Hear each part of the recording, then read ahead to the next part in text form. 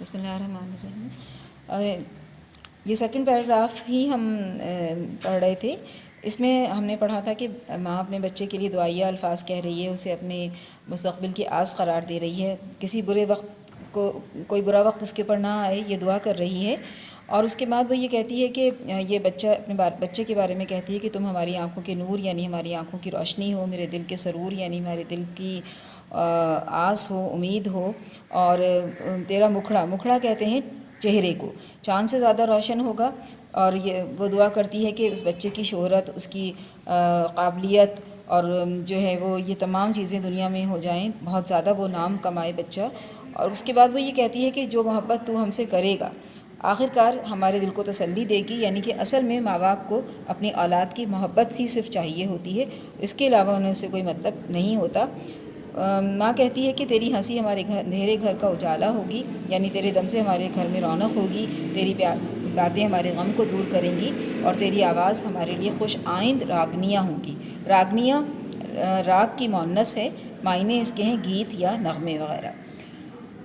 آگے اس کے بعد پھر ماں کی یہ لوری کا مفہوم یا مصنف بیان کرتے ہوئے کہتے ہیں کہ ماں یہ کہتی ہے کہ تم ہماری بے جان لاش کے پاس کھڑے ہو گئے، یعنی جب ہم مر جائیں گے، دنیا سے چلے جائیں گے، تو ہمارے پیچھے ہمارے وارث کے طور پہ تم ہوگے، اور تم پوچھو گے، ہم کچھ نہ بولیں گے۔ یعنی جب تم ہم سے ایسی حالت میں کوئی سوال کرو گے تو ظاہر ہے کہ ہم دنیا سے جا چکے ہوں گے، لہٰذا جواب نہیں دے سکیں گے، تم ہمارے لیے رو گے، غم کرو گے، لیکن ہم کچھ بھی تمہارے لیے اس وقت نہیں کر سکیں گے۔ یہ بھی ظاہر ہے ماں باپ کے لیے ایک اچھی امید ہوتی ہے کہ ان کے مرنے کے بعد کوئی ان کا وارث ہے، کوئی ان کے لیے رونے والا ہے، کوئی ان کی مغفرت کی دعائیں کرنے والا ہے اور اپنے ماں باپ کو یاد کرنے والا ہے۔ پھر وہ ٹھنڈی آہ لے کے یہ بھر کے یہ کہتی ہے کہ ہم کو یہی رنج ہے، یعنی یہی پریشانی ہے، غم ہے کہ جب تم ہماری محبت کو یاد کرو گے اور رنجیدہ ہوگے یعنی غمزدہ ہوگے، تو جو ہے وہ اس وقت ہم تمہارے پاس نہیں ہوں گے۔ اور اس طرح وہ اپنے بچے کو سلاتی ہے۔ اگلا پیراگراف میں پڑھ رہی ہوں۔ یہ امید کی خوشیاں ماں کو اس وقت بھی تھیں جب کہ بچہ غوغا بھی نہیں کر سکتا تھا، مگر جب وہ ذرا اور بڑا ہوا اور معصوم ہنسی سے اپنی ماں کے دل کو شاد کرنے لگا اور اماں اماں کہنا سیکھا، اس کی پیاری آواز ادھورے لفظوں میں اس کی ماں کے کان میں پہنچنے لگی۔ آنسوؤں سے اپنی ماں کی آتش محبت کو بھڑکانے کے قابل ہوا۔ پھر مکتب سے اس کو سروکار پڑا، رات کو اپنی ماں کے سامنے دن کا پڑھا ہوا سبق غمزدہ دل سے سنانے لگا، جبکہ وہ تاروں کی چھاؤں میں اٹھ کر منہ ہاتھ دھو کر اپنے ماں باپ کے ساتھ صبح کی نماز میں کھڑا ہونے لگا، اور اپنے بے گناہ دل، بے گناہ زبان سے، بے ریا خیال سے خدا کا نام پکارنے لگا۔ تو امید کی خوشیاں اور کس قدر زیادہ ہو گئیں۔ اس کے ماں باپ اس معصوم سینے سے سچی ہمدردی دیکھ کر کتنے خوش ہوتے ہیں۔ آہ ہماری پیاری امید تو ہی ہے جو مہد سے لحد تک ہمارے ساتھ رہتی ہے۔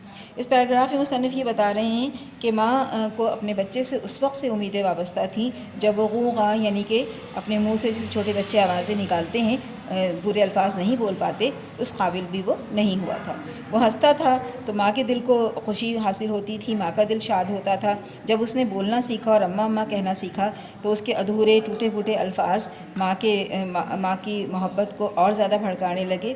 آتش محبت یعنی محبت کی جو آگ ہے، محبت کی جو تپش ہے یا محبت کی انتہا ہے، وہ اور زیادہ اس کی بڑھنے لگی۔ اب پھر وہ بچہ اس قابل ہوا کہ وہ مکتب یعنی اسکول جانے لگا، اور اس سے اس کو سروکار پڑا یعنی واسطہ پڑا۔ رات کو وہ اپنی ماں کو دن کا پڑھا ہوا پورا سبق سناتا جب وہ تھکا ہوا ہوتا تھا، اور تاروں کی چھاؤں میں پھر وہ صبح سویرے اٹھ جاتا تھا اسکول جانے کے لیے۔ اس وقت ہاتھ منہ دھو کر اپنے باپ کے ساتھ صبح کی نماز کے لیے کھڑا ہوتا۔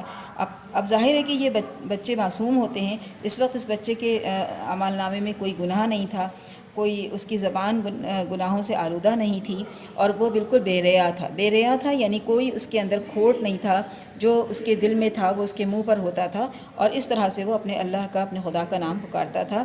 تو ماں باپ کی امید کی خوشیاں اور زیادہ بڑھ جاتی تھیں۔ وہ اس بچے کے اس معصوم دل سے جو یہ خوشیاں انہیں حاصل ہوتی تھیں، جو جذبات ان تک پہنچتے تھے، وہ ان کے لیے خوشی کا باعث بنتے تھے۔ اور پھر ماں یہ کہتی ہے کہ ہماری پیاری امید تو ہی ہے جو مہد سے لحد تک ہمارے ساتھ رہتی ہے۔ مہد کہتے ہیں گود کو، لحد کہتے ہیں قبر کو، یعنی کہ انسان کی ابتدا سے لے کے انتہا تک امید اس کے ساتھ رہتی ہے، اس کا سہارا بنتی ہے، اس لیے کہ مایوسی گناہ ہے، اور انسان ہمیشہ کسی نہ کسی اچھے لمحے کے آنے کے انتظار میں رہتا ہے۔ یہیں تک ہم ابھی اس کو رکھتے ہیں، اس کے بعد میں آپ کو آخری پیراگراف سمجھاؤں گی۔ اللہ حافظ۔